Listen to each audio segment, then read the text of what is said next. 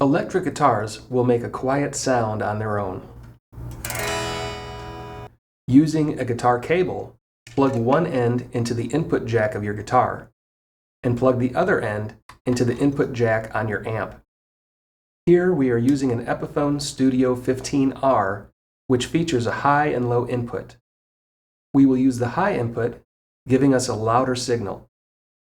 We are starting out with all of the controls set straight up.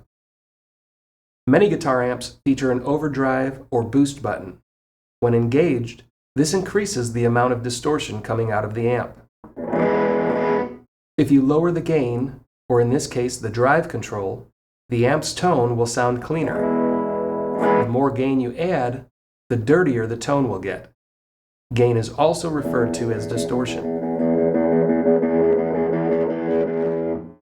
The level controls the volume for the overdrive channel. By disengaging the overdrive, the amp switches to the clean channel where level controls the volume. The equalizer allows you to adjust the tone of your amplifier. The Epiphone Studio 15R features 3 controls for treble or high frequencies, middle frequency control, and bass for the low range frequencies. If you set these straight up, you are running the amp flat, which means you are not giving or taking from the guitar tone.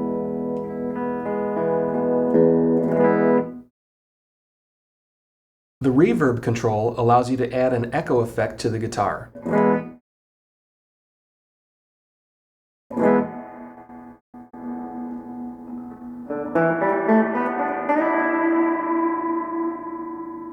The Studio 15R also features a loop to connect external effects, as well as an input for connecting stereo headphones. A typical blues amp setting would be drive to number 4, treble just past the 5 marker, middle almost to 6, and bass down to 4.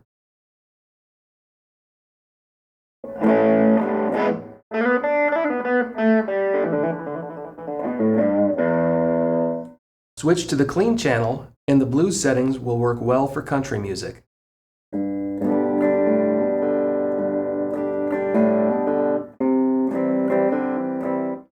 For a common rock guitar tone, engage overdrive and set drive to 6 or 7, treble just past the number 7 marker, mid to 6, and bass to 7.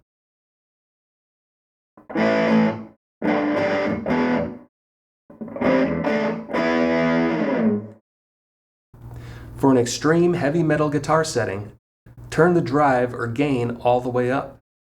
The clean channel is not used. For the EQ, set treble between 8 and 10. In metal, it is typical to cut the mids from halfway down to 0 for an extreme, and turn the bass up between 8 and 10.